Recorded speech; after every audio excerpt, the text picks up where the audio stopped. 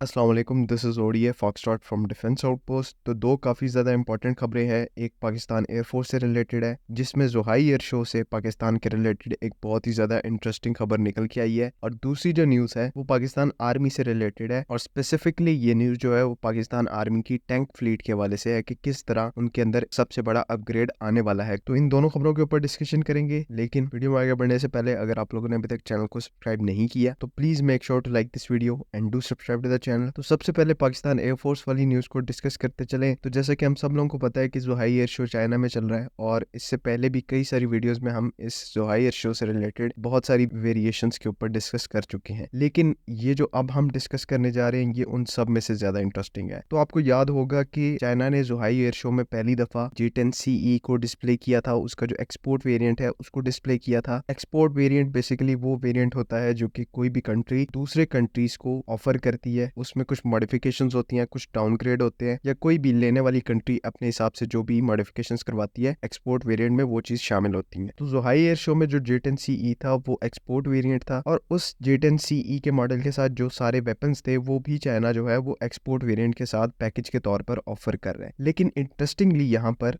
उस पैकेज के अंदर PL-15 मिसाइल मौजूद नहीं थी। अब इसके बहुत सारे रीजंस हो सकते हैं, लेकिन जो सबसे मेन और इम्पोर्टेंट है वो ये है कि चाइना बाकी एक्सपोर्ट कस्टमर्स के लिए J10C के साथ PL-15 को ऑफर नहीं कर रहा। इवन दो पाकिस्तान भी J10C का एक एक्सपोर्ट कस्टमर है, लेकिन हम सबको पता है हमारे केस में हमारे एयरक्राफ्ट के साथ हमने PL-15 जो है वो फिजिकली तौर पर देखी है। इवन ड्यूल इजेक्टर रैक्स के ऊपर PL-15 कैरी करते हैं पाकिस्तान एयरफोर्स के जितने भी J10Cs है। मीन टू से कि यहाँ पर पाकिस्तान को एक स्पेशल ट्रीटमेंट दिया गया है चाइना की तरफ से, और चाइना की सबसे advance beyond visual range air to air missile PL-15 को पाकिस्तान को प्रोवाइड किया गया है। PL-15 एक ऐसी मिसाइल है और उसकी कैरेक्टरिस्टिक्स ऐसी हैं कि अगर चाइना ने वाकई में J10CE के साथ इसको ऑफर करना होता तो ये वहां पर स्टैटिक डिस्प्ले के अंदर मौजूद होती, जितने भी आने वाले स्पेक्टेटर्स हैं उनको इम्प्रेस करने के लिए। लेकिन ऐसा नहीं था। इसके पीछे लॉजिकल रीजन यही है कि चाइना उसको ऑफर नहीं कर रहा दूसरी कंट्रीज को। और सेम यही चीज अप्लाई होती है JF-17 ब्लॉक 3 के साथ। ब्लॉक 3 अब तक कई एयर शोज में पार्टिसिपेट कर चुका है, और उनमें से किसी एक में भी PL-15 को इसके साथ नहीं देखा गया। और ये कई लोगों का गिला भी था कि ऐसा क्यों है, अगर PL-15 बेस्ट मिसाइल है JF-17 ब्लॉक 3 की तो इसको शोकेस क्यों नहीं किया जा रहा बाकी सबके सामने। इसके पीछे प्रिंसिपल जो रीजन है वो यही है कि PL-15 जो है वो सिर्फ या तो चाइना के यूज के लिए है या चाइना ने परमिट की हुई है पाकिस्तान को यूज करने के लिए। अब इससे आगे पाकिस्तान इन मिसाइल्स को अपने एयरक्राफ्ट के साथ एक्सपोर्ट नहीं कर सकता, और यही वजह थी कि JF-17 ब्लॉक 3 के साथ पब्लिकली किसी एयर शो के अंदर हमने PL-15 को नहीं देखा। और ऑनेस्टली ये ऐसा पहला सिनेरियो है कि जहां पर ये साफ पता चल रहा है चाइना पाकिस्तान को कितना एडवांटेज दे रहा है, या फिर कितनी स्पेशल ट्रीटमेंट पाकिस्तान को दी जा रही है। बाकी अगर दूसरी खबर की बात करें जो कि पाकिस्तान आर्मी से रिलेटेड है, तो हैवी इंडस्ट्रीज टेक्सला या फिर HIT का नाम आप सबने सुना है, क्योंकि ये पाकिस्तान के तकरीबन सारे टैंक्स जो है वो HIT मैन्युफैक्चर करती है, उनको मेंटेन करती है। तो ये पाकिस्तान का एक प्रीमियर स्टेट ओन्ड इंस्टीट्यूट है। तो अब नई रिपोर्ट्स के मुताबिक और कुछ फाइल्स जो के पब्लिक के ऊपर आई हैं उनके मुताबिक हैवी इंडस्ट्रीज टेक्सला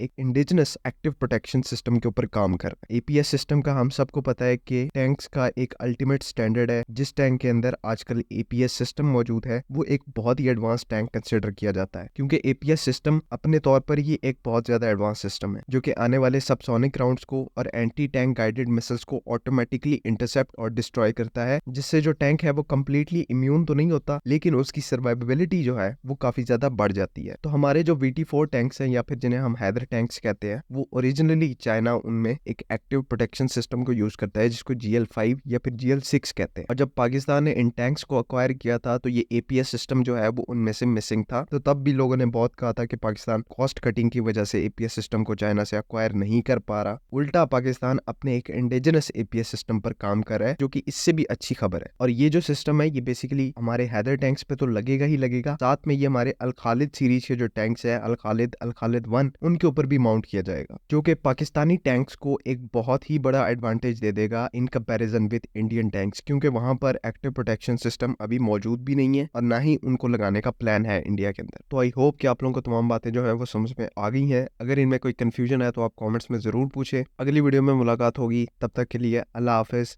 पाकिस्तान जिंदाबाद।